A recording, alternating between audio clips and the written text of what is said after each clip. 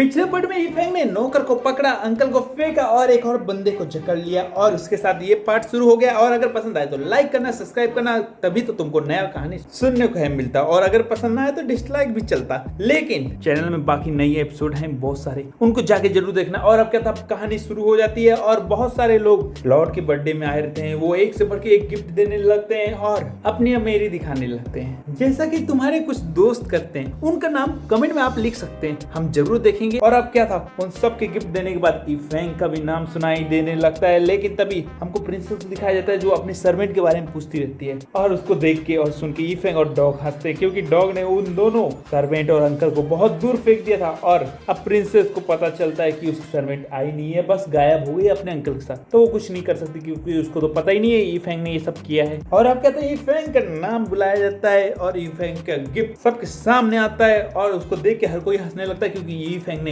एक पत्थर दिया रहता है। इसको देख के हर कोई बोलने लगता है कि लॉर्ड को ये पत्थर देते हैं, इसको शर्म नहीं आता है, लॉर्ड का अपमान करता है। सच में यीफेंग जैसा गरीब गधा और अब मौत के पास पहुंचने के बाद भी इतना घमंडी हमने कहीं नहीं देखा है। हाय हाय, ये यीफेंग यहाँ बर्थडे में आया क्यों है जब ये गिफ्ट अफोर्ड नहीं कर सकता है।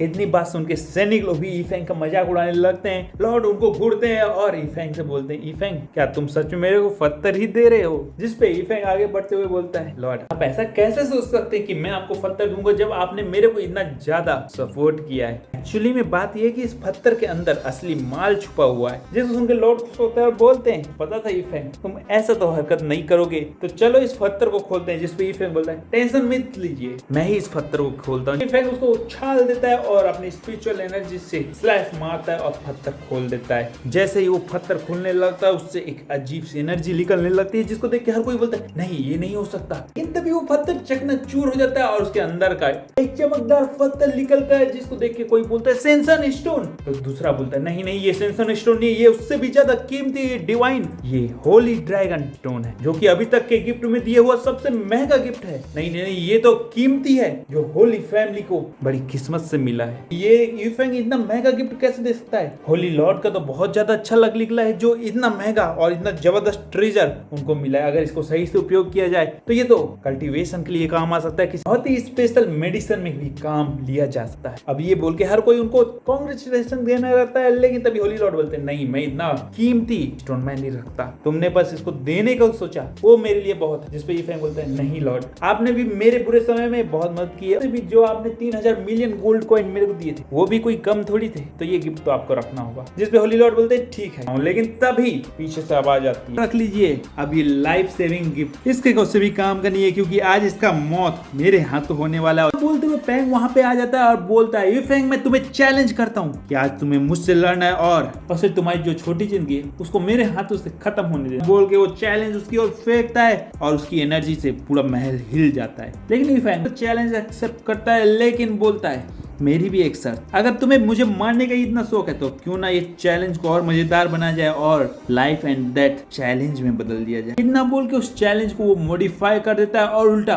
पैंग की ओर फेंकता है, जिसको पैंग पकड़ लेता है और बोलता है, तो इसमें क्या फर्क पड़ने वाला है यीफेंग, अगर मैं एक्सेप्ट भी कर लेता हूँ, क्योंकि मानना तो सिर्फ तुम्हें ही है और इसीलिए मेरे को ये चैलेंज मंजूर है। और वो भी एक्सेप्ट कर लेता है, जिसपे यीफेंग बोलता है, ठीक है, लेकिन यहाँ आज लॉर्ड का बर्थडे है तो यहाँ पे हम नहीं लड़ेंगे, हम लोग वेस्ट लैंड में लड़ेंगे। अब क्या, वो दोनों ईस्टर्न वेस्ट लैंड में खड़े होते हैं और लड़ाई के लिए तैयार होते हैं। जहाँ पे पैंग बोलता है, आज यीफेंग जब मैं तुम्हारे सर को काट दूंगा तो तुम्हारे होली बॉडी से मैं स्नान करूंगा और उसको एब्जॉर्ब करके ब्रेक थ्रू कर लूंगा, फाइनली सबसे ताकतवर बनूंगा। तो बोलते हुए पैंग अपने स्पीयर को समन कर लेता है। उधर से यीफेंग भी अपने स्वॉर्ड को समन कर लेता है, जिसको देख के पैंग बोलता है, स्वॉर्ड तो बहुत अच्छी है लेकिन तुम्हारे हाथ में बहुत गंदी लग रही है, ये सिर्फ मेरे जैसे ताकतवर के हाथ में ही शोभा देती है और आज ये स्वॉर्ड भी तेरी मेरी है। इतना बोल के वो सीधा अटैक कर देता है। यीफेंग भी उसके अटैक का जवाब देने लगता है और अब क्या था, वो दोनों अपनी फुल पावर को रिलीज करने लगते हैं और एक दूसरे से टकराव करने लगते हैं, जिसके कारण वहाँ जितने भी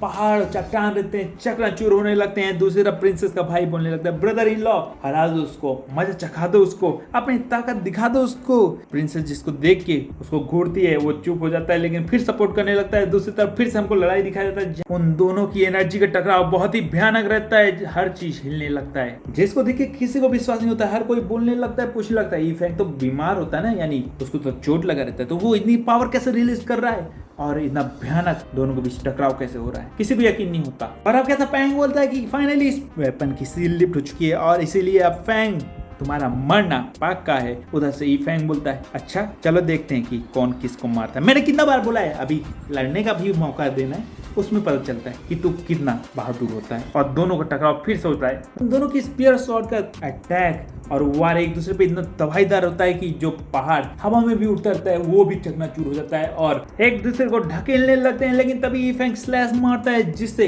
फैंग बचता है और एक स्लैश उसके पास पहुंचता है तो अपने स्पीयर से उस स्लैश को ही तोड़ देता है। लेकिन तभी फैंग वहां पे से अचानक से हवा से आ जाता है और उसके ऊपर अटैक करके फिर से स्पेस पोर्टल खोल के कहीं और चला जाता है। और इससे पहले फैंग संभल पाता उसके ऊपर दोबारा अटैक कर देता है। और जब फैंग ये समझता है तो वो अपने स्पीयर की पावर को बढ़ाने लगता है और बोलता है कि फैंग तुम्हारा बचना मुश्किल ही नामुमकिन है, जो तुम स्पेस टाइम यूज कर रहे हो उसका तोड़ मेरे पास हरगिज है। इतना बोलते हुए Tiang Fang full long technique use करता है और ई फैंग के ऊपर अटैक कर देता है। इसके कारण आसमान में बहुत बड़ा ड्रैगन फिनिक्स आ जाता है जो कि ई फैंग के ऊपर अटैक करता है। ई फैंग उनके अटैक को डिफ्लेक्ट करता है लेकिन ड्रैगन उसको अपने मुंह में ले लेता है और सीधा जमीन में गाड़ देता है, जिसके कारण वहां धूल ही धूल उड़ने लगता है। लेकिन तभी हमको ई फैंग का होली बॉडी दिखता है जो कि ड्रैगन के गले को पकड़ के उठ जाता है। और दूसरी ओर से जब फिनिक्स उसकी ओर तेजी से बढ़ता है तो ड्रैगन को सीधा उस फिनिक्स से टकरा देता है जिससे फिनिक्स तबाह हो जाता है। लेकिन वो ड्रैगन अभी भी रहता है तो उसका मुंह पकड़ के ई फैंग चीर देता है, जिसको देख के प्रिंसेस का भाई बोलता है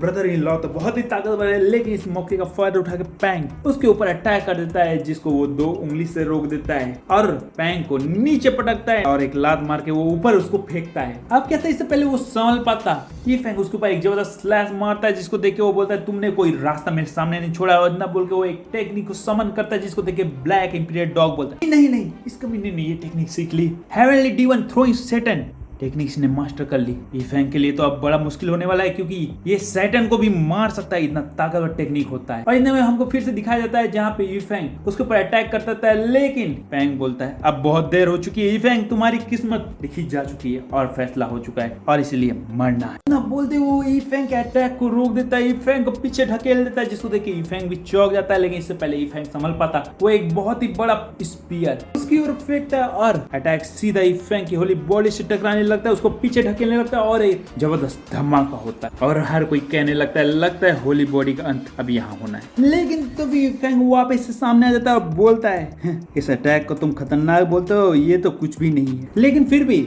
मैं भी तो देखना चाहता हूँ कि ये अटैक और कितना खतरनाक हो सकता है और तुम मेरे को कैसे मार सकते हो। इतना बोल के वो और लड़ने लगता है। इधर से फैंग अपनी फुल पावर से उसके ऊपर स्पीयर फेंकने लगता है जिसको जाके ये फैंग अपने मुक्के से ढकेलने की कोशिश करने लगता है। अब कहते हैं फैंग एक जबरदस्त लात उसके चेहरे मार देता है जिसको देख के फैंग बोलता है तुमने मेरे चेहरे पे मारने की कोशिश की, second form of D1 heavenly technique. ये बोलते वो अपने स्पीयर को आगे करता है और हमें दिखता है कि हेवनली डीवन टेक्निक का सेकंड फॉर्म बहुत ही ताकतवर होता है जिसको देख के फैंग भी अपनी टेक्निक यूज करते हुए उसके ऊपर अटैक करता है। लेकिन जैसे ही उसका मुक्का उससे टकराता है वो स्पीयर उसको पीछे ढकेलने लगता है। ये फैंग अपनी पूरी कोशिश से उसको आगे करने की कोशिश करता है और डिफ्लेक्ट करने की कोशिश करता है लेकिन कुछ नहीं कर पाता। वो अटैक सीधा उसकी ओर बढ़ता जाता है और एक झटके में जमीन में घुस जाता है। हमको नहीं पता ये फैंग के साथ क्या होता है लेकिन इसको देख के नाना चिल्लाते बिग ब्रदर और उसकी आवाज सुनते ही माहौल बदल जाता है और चारों ओर से एनर्जी जमा होने लगती है और हमें सैटल ट्रांसफॉर्मेशन टेक्निक दिखाई देती है जो कि फैंग की होती है। और वो बोलता है कि इल्यूजन मेरे सामने काम नहीं करता है, असली ताकत मैं तुझको दिखाता हूं। इतना बोल के हुए सैटल ट्रांसफॉर्मेशन टेक्निक के जरिए वो एक ब्लैक होल ला देता है और सीधा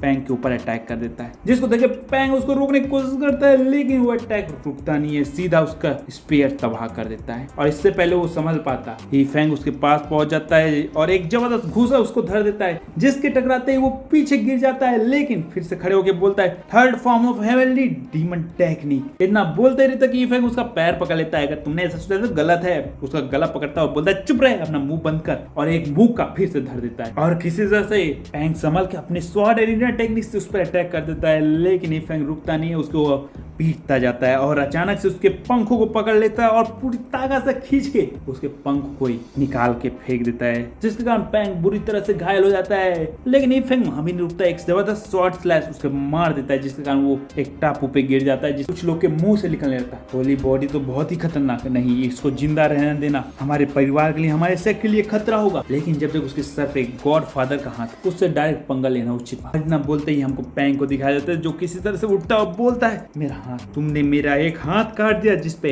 ये फैंग बोलता है 3 मूव में मैंने तुमको हरा दिया, खेल यहाँ खत्म हुआ। जिसको सुन के पैंग हंसने लगता है, नहीं नहीं नहीं, खेल खत्म नहीं हुआ, क्योंकि मैं कभी हारा नहीं हूँ, मैंने कभी हार सीखा नहीं है। नहीं, तुमने मेरी असली ताकत देखा नहीं है और तुमने मेरे को इस राह में छोड़ा है, और जो अब होने वाला है उसका बस तुम्हें इंतजार करना है। बोलो मत फैंग, मैं गोल्डन विंग रॉक किंग के ब्लड लाइन से आता हूँ। इतना बोल के वो एक एनर्जी रिलीज करता है और बोलता है, टैंग टेन क्लैन के एंसेस्टर को मैं समन करता हूँ और अपनी बॉडी में बुलाता हूँ, और मैं अपनी फैमिली की ब्लड लाइन के लिए अब ई फैंग को खत्म करता हूँ। इतना बोलते ही एक जबरदस्त एनर्जी उसके बॉडी में आने लगती है और वो फिर से अपनी हाथ को रीजनरेट करने लगता है और बोलता है, ई फैंग देख अब मैं तेरा अंत कैसे करता हूँ। तो देख के हर कोई बोलने लगता है, ये अपने क्लान की एंसेस्टर स्पिरिट को बुला चुका है, अब ई फैंग के साथ अच्छा नहीं होने वाला है। और इतना बोलते ही हमें टैन फैंग को दिखाया जाता है, जिसका 6 विंग दिखता रहता है और वो तेजी से ई फैंग की ओर बढ़ता है, जिसको देख के ई फैंग संभल नहीं पाता है, लेकिन अपने लोटस टेक्निक से अपना बचाव करने लगता है और पूरी पावर से उसकी स्पीयर के अटैक को रोकने लगता है। लेकिन उसका स्पीयर तेजी से आगे बढ़ने लगता है। वो हंसते हुए बोलता है, ई फैंग अब कोई फायदा नहीं है, अब तेरा अंत होना निश्चित है, ये किस्मत में लिख चुका है। और तभी ई फैंग सोचने लगता है, क्या यही मेरा अंत है? और इतने में ही वो लोटस टूट जाता है और स्पीयर उसकी ओर तेजी से बढ़ने लगता है, जो कि बड़ा ही स्लो मोशन में हमको दिखाया जाता है। और ई फैंग अपनी पूरी सफर को याद करने लगता है, कैसे वो हर बार मुश्किल रास्तों को पार किया है और मौत से बच के निकल आया है, लेकिन आज उसको कोई रास्ता नहीं दिख रहा है और वो स्पीयर तेजी से बढ़ता जा रहा है। क्या वो घर अपने वापस नहीं जा सकता है? क्या यही अंत है? क्या यही मेरी किस्मत है? अब मेरे पास कोई रास्ता नहीं, हाँ यही मेरी किस्मत है। एक मिनट, इंग यांग, मैंने इंग यांग टेक्निक को कभी अच्छे से समझा ही नहीं, ताई ची को कभी अच्छे से जाना ही नहीं। अब लाइफ एट दैट मोमेंट में मेरे को समझ में आ रहा है कि ताई ची का असली मतलब क्या होता है। तभी उसको आवाज सुनाई देती है, दोस्त क्या तुमने हार मान लिया है? जिस पे वो बोलता है, नहीं मेरे को ताई ची का असली मतलब समझ आ गया है। उसके अंदर के इनर वर्ल्ड दिखाया जाता है, जहाँ पे वो बोलने लगता है कि जहाँ पे अंधेरा होता है, जहाँ पे कुछ नहीं दिखता रहता है, रोशनी भी वहीं कहीं होता है, क्योंकि दोनों एक दूसरों में ही छुपा होता है। और जब अंधेरा होता है तो उजाला भी होता है, और उजाला होता है तो अंधेरा भी होता है, और ताई ची का सही मतलब यही होता है। और इसी के साथ मेरा तीसरा आंख यू फैंग का खुल जाता है। साला कभी कभी मैं लगता है कि बहुत ज्ञानी वाली बात करने लगा लेकिन अगर तुमको पसंद आए तो लाइक और सब्सक्राइब करना है, क्योंकि वो अब अपनी लिमिट से भी आगे बढ़ चुका रहता है। और फाइनली वो आंख खोलता है और जैसे ही पैंग का अटैक उसके ऊपर पड़ता है, वो वहां से गायब हो चुका रहता है, जिसको देख के पैंग को कुछ समझ नहीं आता है और वो अपने स्लैश इधर से उधर मारने लगता है, इधर से उधर जाने लगता है और बोलता है, ई फैंग कहाँ छुप रहे हो, सामने आओ, चूहे के जैसे छुपना बंद करो। जिस पे ई फैंग बोलता है, अरे एक्सो फैंग तुम्हारी वजह से तो मेरे को ताई ची का मतलब समझ में आया है, जिंदगी और मौत का सच साफ साफ दिखा है, और इसलिए मैं तुम्हें धन्यवाद बोलता हूँ और थैंक्स करके ये खेल खत्म करता हूँ। और इतना बोल के ये फैंग उसके सामने आता है और एक स्लैश उसकी ओर फेंकता है, जिसको देख के पैंग को कुछ समझ नहीं आता, उसका दिमाग तो एकदम बंद हो चुका रहता है। उसके सामने सिर्फ एक लकीर जैसा स्लैश आता रहता है और सामने ई फैंग का एक नया अवतार दिखता रहता है। वो कुछ रिएक्ट ही नहीं कर पाता, उसकी आंखों में यही सब चलता रहता है। और इससे पहले वो समझता और समझता, उसका हाथ और पेट, शरीर ऊपर से नीचे सब अलग हुआ रहता है। और अब उसको हो जाता है तो वो देखता है कि वो तो हार चुका है और 2 हिस्सों में बढ़ चुका है, एकदम फ्रीजा जैसे कट चुका है। और यहाँ पे फ्रीजा और गोकू वाला ही मूवमेंट होता है, जहाँ पे वो बोलता है, ई फैंग ये क्या हुआ, मुझे विश्वास नहीं हो रहा, मैं एक मंकी से हार गया। जिस पे ई फैंग बोलता है, हाँ तुम हार गए और अब खेल यही खत्म हुआ। और मैं चलता है, जिस पे बोलता है, नहीं नहीं नहीं ई फैंग, अभी खेल खत्म नहीं हुआ, जल्दी से मुझे मार दो और इस बेइज्जती से मेरे को छुटकारा दे दो। जिस पे ई फैंग बोलता है, ना मेरा काम जो था मैंने कर दिया और तुम्हारी मदद के कारण मैंने ताई ची का सही मतलब सीखा है, तो इसीलिए तेरा जान छोड़ दिया। बस वही सुपर सैन के जैसे गोकू ने फ्रीजा को छोड़ दिया, इसने भी इसको छोड़ दिया। बस एक मोमेंट रह गया जहाँ पे प्लैनेट तबाह नहीं हुआ, उससे पहले ही आसमान में बिजली कड़क गया और फैंग को जब दुख हो रहा था, उसका दादा जमीन में कूद आया और ई फैंग को गाड़ दिया। ऐसा तुमने सोचा तो बिल्कुल गलत किया यार, हर दादा इतना खराब नहीं होता है। बस वो गुस्से में रहा लेकिन फिर कंट्रोल किया और अपने पोते के पास पहुंच गया, जिस पे पैंग बोलता है, दादा मैं हार गया, मैं सच में हार गया। जिस पे वो बोलता है, हाँ मेरे बच्चे तू हार गया, लेकिन अच्छी बात है तू हार गया, इसलिए तो अब जिंदगी में तू आगे जीत सकता है, अगर तू चाहे तो बदल सकता है। जिस पे वो बोलता है, ठीक है मैं 9th वेव में ब्रेक थ्रू करने के लिए तैयार हो गया और जब तक मैं नहीं करूंगा मैं वापस कल्टीवेशन वर्ल्ड में कदम नहीं रखूंगा। जिस पे वो बोलते हैं, शाबाश बच्चे। और इतना बोलते ही उसको उठाता है और वो वहां से चला जाता है। आप उस औरत को दिखाया जाता है जो कि अचानक से गायब हो जाती है और एक जगह पहुंच जाती है जहाँ पे वो बोलती है कि ई फैंग का पता चल गया, वो ईस्टर्न आइलैंड में है दिखा और उसकी पावर लगता है कि रिकवर हो गई।